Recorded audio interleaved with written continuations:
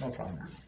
So we continue with laws of Yom Tov, and we are still on what is it, like introduction, and we go. It's a very interesting.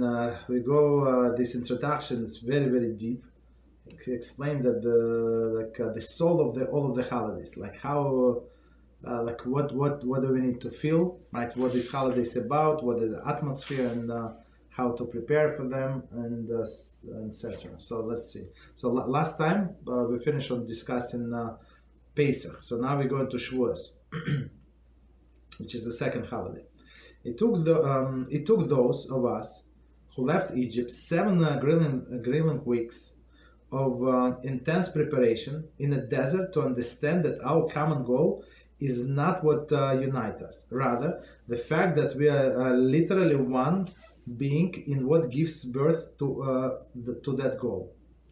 The Jews are as one man with one heart. It's actually from Shmos 19:2.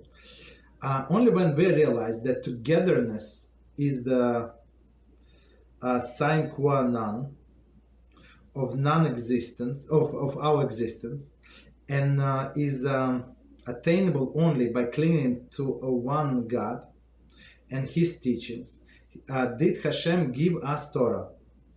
We immediately put everything aside, and for the next 40 years did nothing but study it.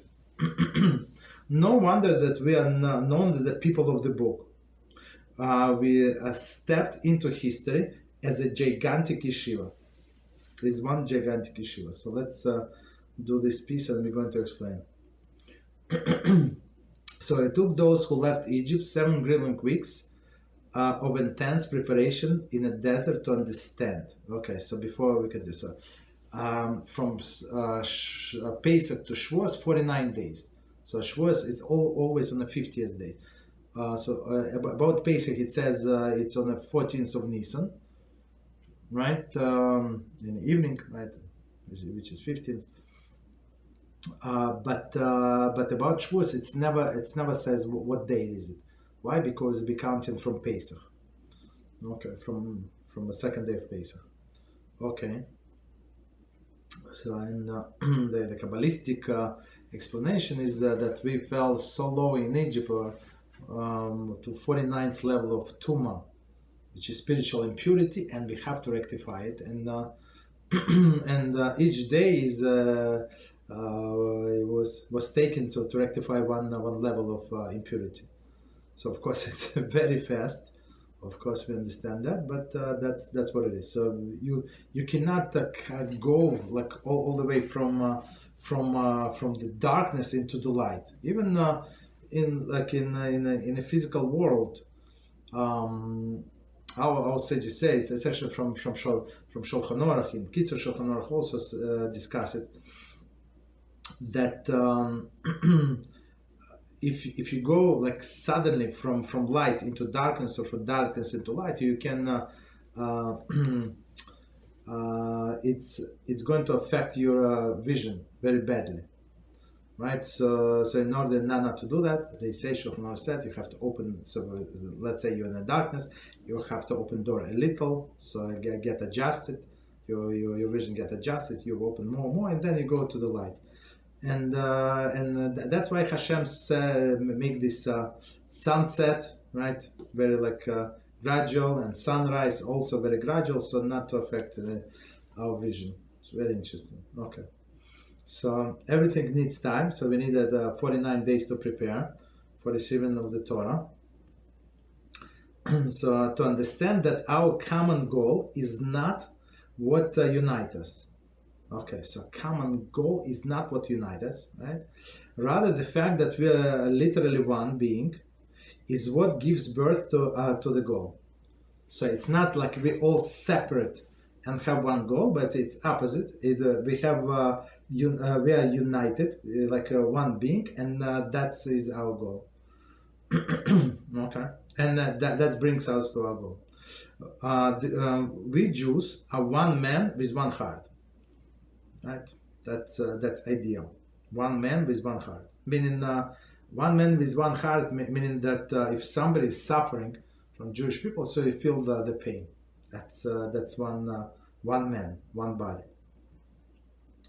Or opposite, if somebody is I don't know, have a good time or something enjoy, so you also should be happy for that person, because it's like part of you. Why shouldn't I? Only when we realize that togetherness is a sine qua non for our existence and attainable only in clinging to our God. So this togetherness, it's not like togetherness is only attainable by clinging to our God, so, and His teachings. So we can unite only based on the Torah, not because we're all Jews and we have to accept each other despite everything. No, it's not unity. It's a unity that is going to fail sooner than later. I would say sooner. So togetherness, again, it's that what unites us, right, about one God and His teachings. Did Hashem give us His Torah, right? So three things, right? God, His teachings, and the Torah is the same. Okay.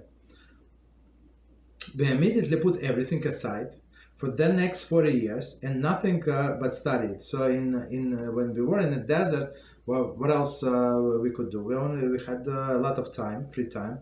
Didn't have to work for living, right? The man would come, would fall from the sky. The well would follow us, so there was sustenance and basically, yeah, no lackings whatsoever. So we were occupying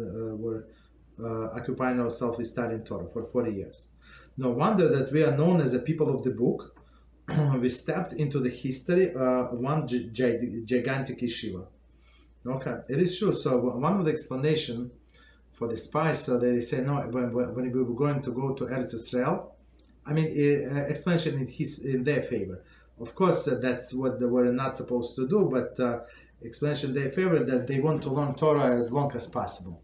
Right, so they understood that if they would go to the land right away, so now we would have to cultivate the land, and it's going to diminish our Torah study a lot, and that's why they devised this report, which is we understand where they're coming from, but that's you don't do calculation based like against Hashem. Hashem said it's good, you're going in, so He would find us time to learn Torah. So the whole 7th year, actually, the Shemitah year, one of the explanations for Shemitah year, so we can study Torah. Right? You cannot work the land, you cannot prune the trees, nothing. Right?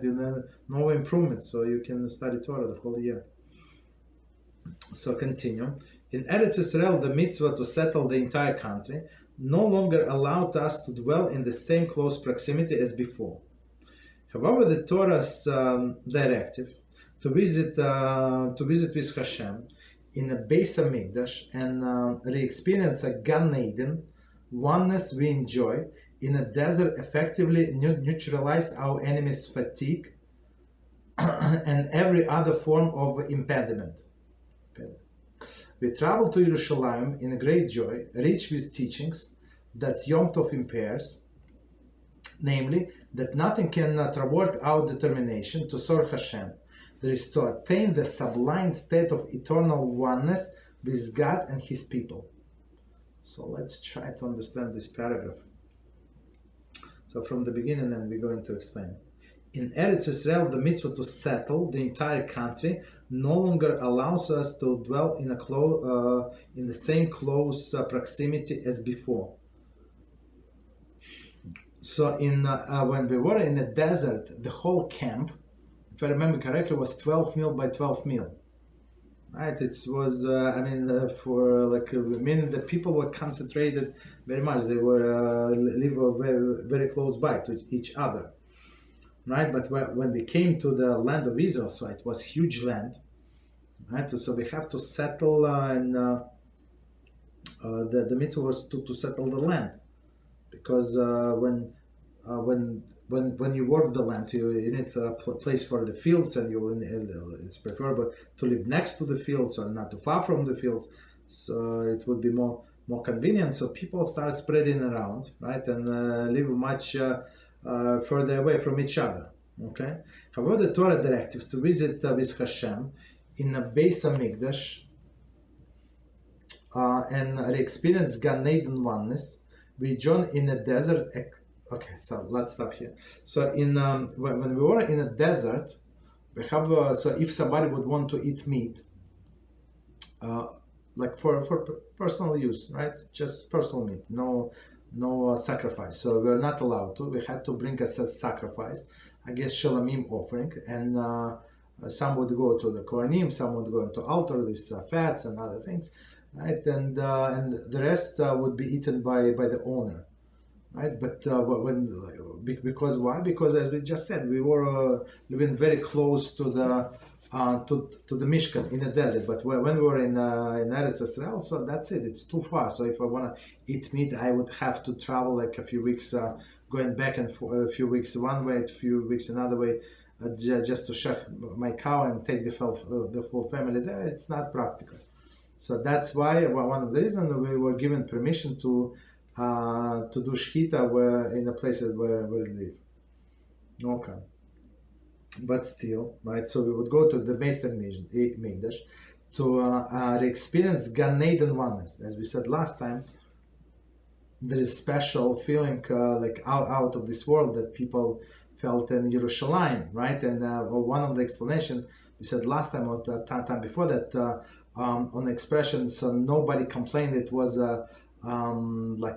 too many people in Yerushalayim. Why? Because they enjoyed it so much that this experience was so pleasant. So this few inconveniences did not bother people. Okay. So one more time, and we experienced the Gan Eden oneness. We enjoyed the desert effectively. In the desert, effectively neutralize enemy's fatigue, right? And every other form of impediment. Okay. So basically, Gan Eden, enjoy in the desert, effectively neutralize our enemy's fatigue. Okay, and every other form of impediment. So we didn't have any issues basically going there. As we said before, Hashem said, you go in there, you're going to Yerushalayim, I'm going to protect. Okay, to protect your property. We travel to Yerushalayim with a great joy, rich with teaching that the Yom Tov imparts. So the people were coming in the columns, and it was with a musical instrument. Everybody's dressed up, so it was unbelievable just to travel with all of the pilgrims. Right, teaching, okay. Namely, that nothing can thwart the determination to serve Hashem. So meaning that people were walking despite all of the heat, especially in Shavuos. 1 year we decided to go to on Shavuos to Yerushalayim. It was very hot, very, very, very hot. So it's like what is that? It's like mid of June, I think. Plus minus, right? This in Yerushalayim it's very hot. So right, so people had to walk, and under open sun, no air conditioner. But this right, but this did not stop, right? That nothing can thwart the determination to serve Hashem, because we're going to serve Hashem. We're going to greet the Shekhinah.